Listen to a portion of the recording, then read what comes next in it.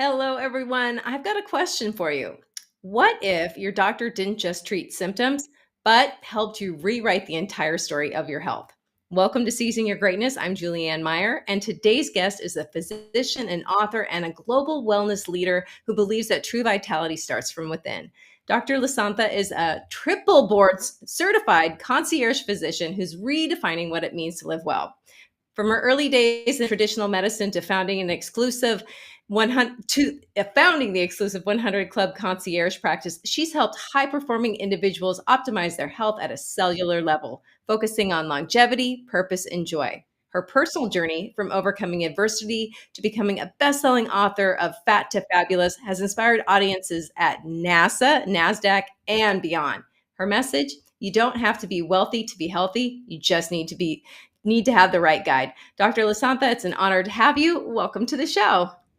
Julianne, I'm so excited to be here because I like nothing more than sharing my story and inspiring everybody around the globe. And I believe that real wealth is true health.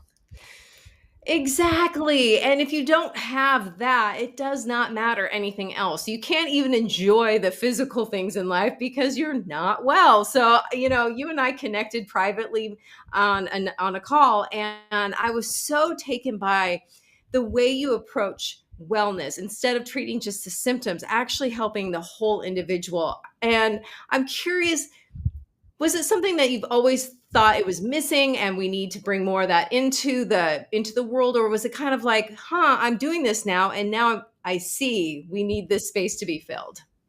It's a little bit of both. And I'll start with my story from when I was little. When I was 2 years old, I saw a commercial for Kit Kat bars on TV and I threw a tantrum. I want kitty cat. I need kitty cat. My grandfather scoured the city of Durban until he found me a large box of Kit Kat bars, and I loved them. And the problem is, that's where my weight issues started. Now, a couple of years later, just weeks after my fourth birthday, my parents woke us up in the middle of the night, my brother and I, and drove us to my grandparents' house. And when we got there, it was a little different than usual. It was a little quieter, somber. And turns out my grandfather had taken his own life. Oh, And wow. within 24 hours, his body was cremated. My grandmother was just sobbing, absolutely sobbing. And my mother was just so stoic and strong. And I didn't really know what it meant. All I could feel and think was, where's my grandfather? Soon Mhm. after that, Michael Jackson released a song that became the anthem of my life. Heal the world, make it a better place for you and for me and the entire human race. There are people dying. If you care enough for the living, make it a better place for you and for me. And then at the age of 5, I was determined. I knew I wanted to be a doctor, but not just any doctor. I wanted to be a doctor who healed the world and made it a better place. So I always had a vision of what that looked like and what that might be like. But then as I went through medical school and my career, I found that the healthcare system actually made that very difficult to do because we're so Mhm. focused on reactive care instead of proactive care. Mhm. I myself became a victim of that. I continue to struggle through my weight, which is why I have my triple board certification, really to start by helping myself and become a master of how the body works. But I also realized that in my own health journey, that the power of community is so important, that our mindset has so much to do with our health, with everything that we do in our daily living, the things that we consume, the places that we go to, the activities that we do, the hobbies that we have. All of that plays a huge role in our health. And so for me, it became very clear that in sticking with the traditional healthcare system, with working with for other people, to be honest, Mhm. I just couldn't practice that way. And that's the reason why I founded the 100 Club, because it was so important to me that the people that I serve and that I heal understand this holistic picture of health. I love that so much. And that was one of the things that I was really taken by when we were speaking earlier, because I just love this idea of really helping as many people as you can, but also knowing the limits of how you can do that. So it's not like sprinkling a little bit everywhere, but it's actually really genuinely helping as many people as you can to the best of your abilities. Can you speak a little bit more about the 100 Club, because I was absolutely fascinated when you told me about it? Yes, so the Yes. 100 Club is a very small, exclusive community. I have vowed that although my vision is global and I do speak to communities globally in various ways, and I do a lot of community work and philanthropy, that the people that really are the ones that I am healing on a day to day basis, I wanted to be committed to my patients and to my community. So I'm limiting my practice to no more than 100 patients because I want us to reach 100% of our potential and ideally live to 100 years and beyond.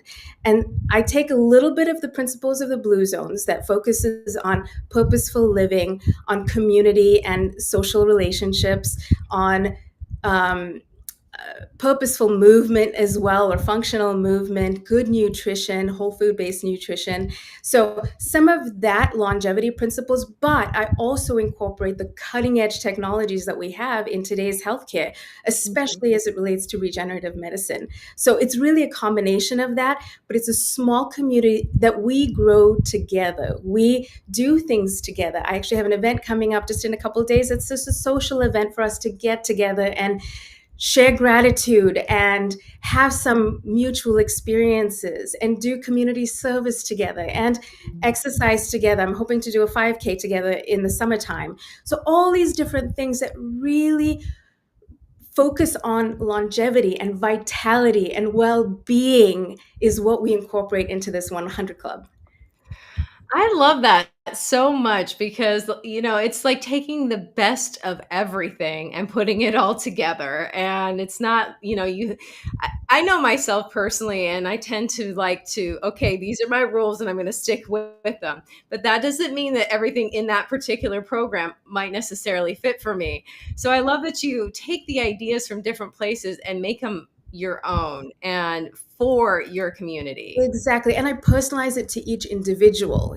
So I really, another aspect that is important to me is because I believe so much that health and wellness is in our everyday life, I am taking healthcare out of my office. So I have an office space and I do see patients there, but as much as I can, I really don't want to see people in my office. I'd rather go for a walk with my patients or go to the gym or cook together or be at their bedside. That's more important to me because that's everyday health and well being. And not only that, it's also what I believe and I want my life to be.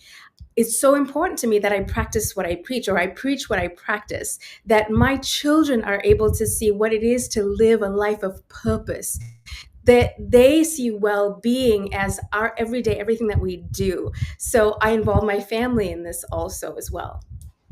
I love that. And it grows the community. Yes, And yes. you're also living by example. It's not the parenting of do what I say, not what I do, Exactly.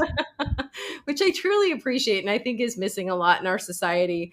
Uh, but I'm just curious too. I mean, I know you've been in a few different books, but Fat to Fabulous, that's the correct name, correct? Yes. Yeah, because I was just like, that was so taken by that. And I would love to know more about that, because, um, being overweight is more than just how you look. It's really, there's so much more to it. So I would love for you to share about the book and like what inspired you and where people can find it.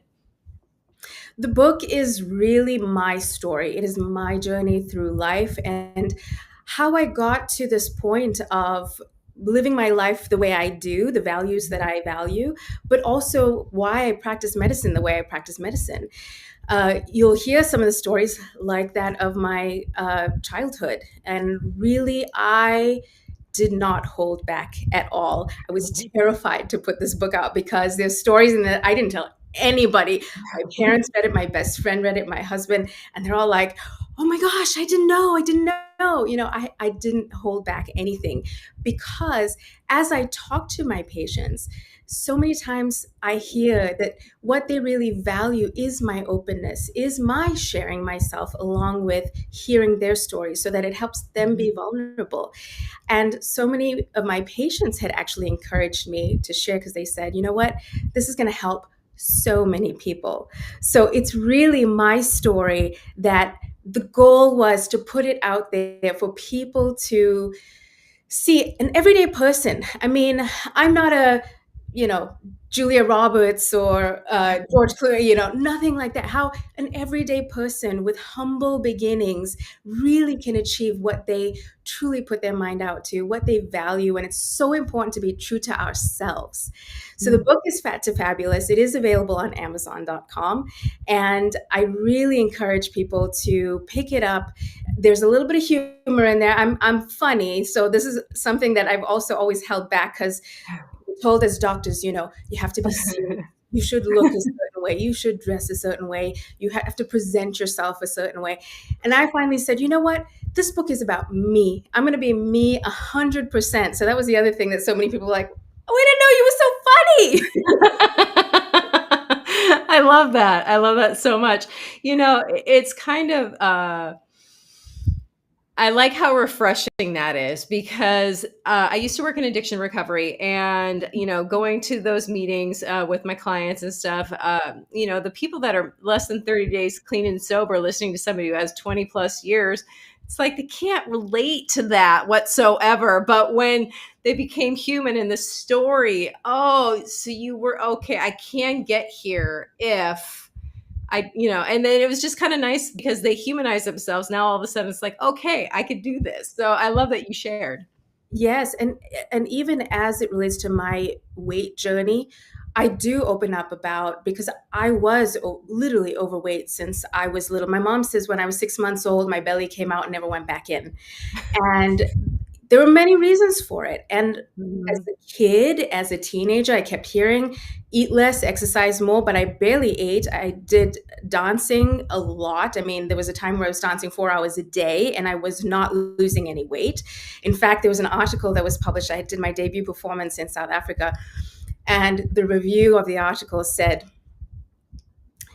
Dr. Naidoo, not Dr. Naidoo, I wasn't a doctor then, despite her hefty stature, Lasantha was able to glide across the stage with beauty and grace. So it was a big part of my life. And it's really not until recently, the last 5 years, where I decided I'm going to treat myself the way that I treat my patients, is when I was able to shed the weight and keep it off.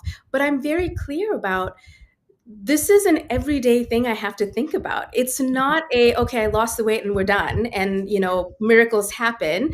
That's not my body. That's not my health. It's not the way I function. So I have to be mindful of certain things. But even when I teach people about this, and when I really guide people, to me, it's important to understand, what are the goals and the visions for your life and the way you want to live it. And then we will tweak the plan accordingly so that you can do that. So for example, just a weight example, you can't tell me that you're a person who struggles with your weight, but you want to drink 2 glasses of wine every night.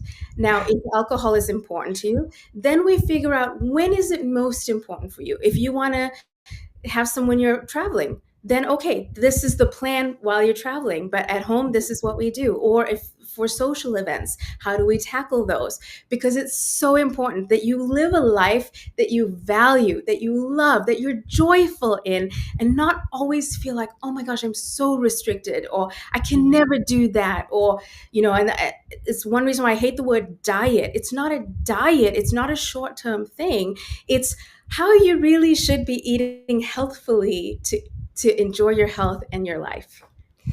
I hate the word diet too, because it just does imply like, okay, I lost the weight, I'm done. Yeah. Or I starved myself and I beat myself up for X amount of time and now I can go back.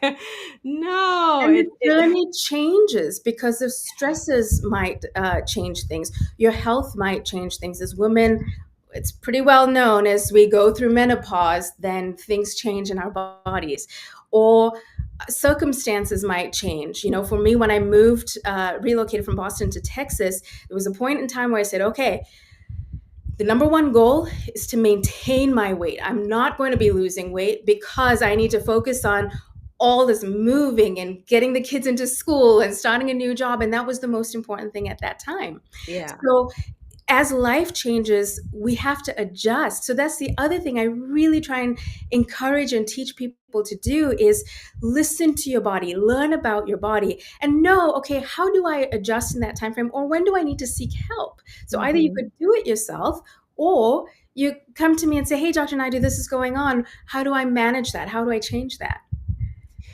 I really appreciate you bringing up the whole life changes thing in particular, because I am moving from California to Washington State, and I've been in California now for 11 years. So it's a huge move for me, and to drive up with like all my stuff and my, my dog, and it's like, okay, I am an emotional eater, so I need to be aware of that, and also cut myself a little bit of slack and show myself a little bit of grace, because it's one Exactly. thing to have a cookie and it's another thing to have a box of cookies. Exactly. And the reality is, as you transition, you're probably going to eat out a little bit more. So things are going to change. But my Exactly. one piece of advice is, put a ceiling on how much you're going to allow yourself to gain.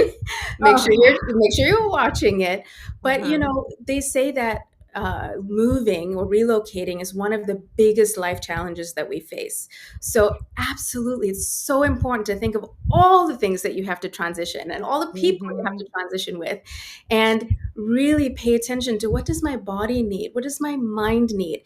And Yes. maybe it's a day off of unpacking, I want my kitchen set, but I need that time for myself. I need to Yeah. be able to calm down, calm my nervous system, and de-stress a little bit. Well, you bring up a really fabulous point. Then I know one that's important to you as well is, what are you feeding your mind and what are you feeding your soul? Not just your body, but how else are you feeding yourself? Because those things are just as important. Yes, yes. And that may be in the form of relationships. It may be in the form of, what do you consume for education? Some people it's reading, some people it's podcasts, it might be TV. What are you listening to for music? And how does it make you feel? That's really Mhm. important to actually pay attention to. Music is tremendously healing, but everybody's different in how they react and respond, just like everything else in life. So, for Mhm. example, I'm gonna throw this out there. This may not be you, but let's say you love heavy metal music, right? And for you, it's totally calming, and for me, it's absolutely jarring. No way can I listen to that. It's important to know how it makes you feel, because Mhm. there might be a time where you need to calm down, and there might be a certain type of, whether it's music, whether it's relationships, whether it's activities or hobbies, there might be a certain thing you seek in that moment. If you need energy, then there might be something else that you seek in that moment. So it's very important to really get to pay attention to even the subtleties of our Mhm. emotions, because things like stress, anxiety, overwhelm, they all kind of seem and sound the same, but they may show up a little bit differently. And so we need to address them differently as well. No, that's very true. And I like this idea too. It's kind of like the other day I was feeling a little sad because I'm mourning California, which people don't ever talk about, like mourning the area that you're leaving. Yeah. And all of a sudden I'm listening to Spotify, but all this sad music kept coming on. I thought, oh Well, my gosh, if I keep listening to this, I'm going to go down a bad path.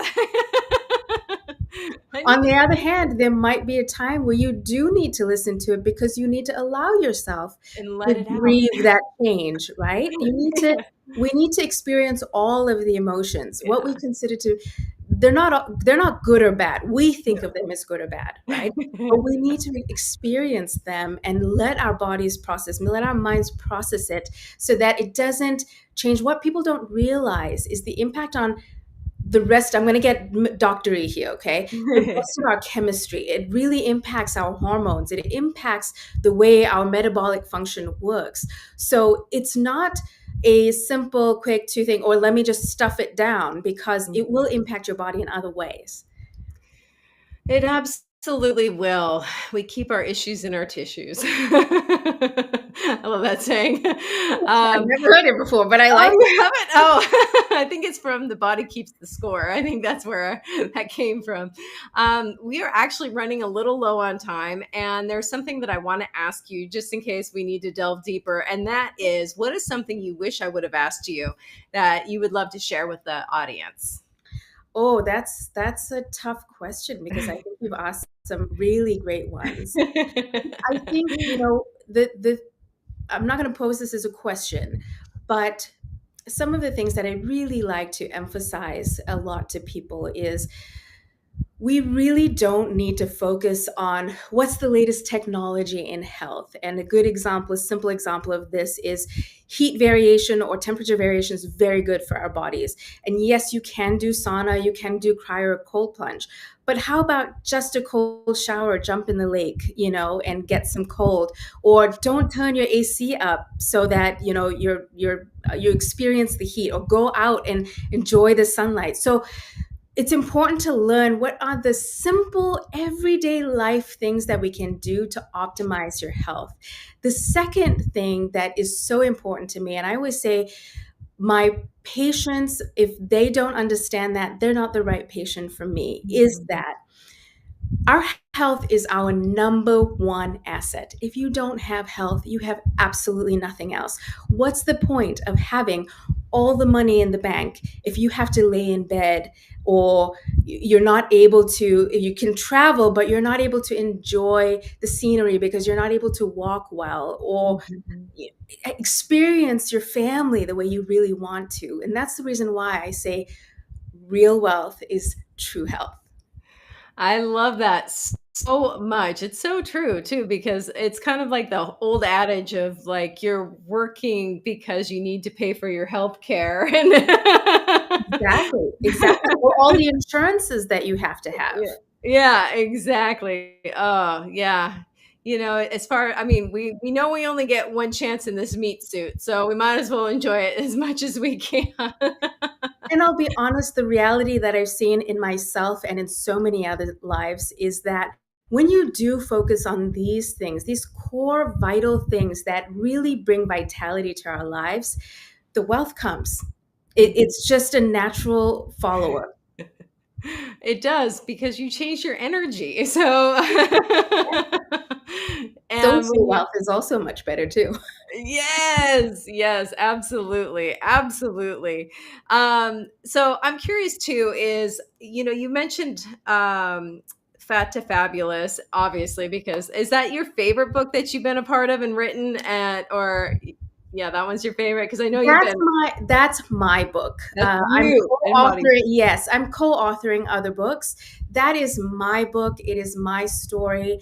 It's my story about my family. It's the story about myself.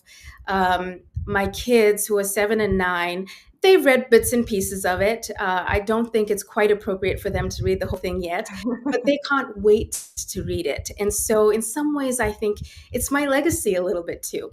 Yes, I love that, and I love that it's kind of, it's borrowed benefits. So even if it hasn't been their experience, they can still understand and appreciate and take it on for themselves. I just love that you did that, because and it's available on Amazon for those of you who are watching, just in case you missed that the first time, and it'll obviously be in the show notes as well. But we are almost out of time. I would just love to know if you have any closing thoughts that you'd love to leave with the audience. The other thing I was going to add, the other thing I love about the book is that it is available worldwide. And I am so passionate about sharing this message about health and wellness, and Mhm. about really focusing on the individual, the complete picture, that it really brings me so much joy that people all over the world can access it and really learn from that as well.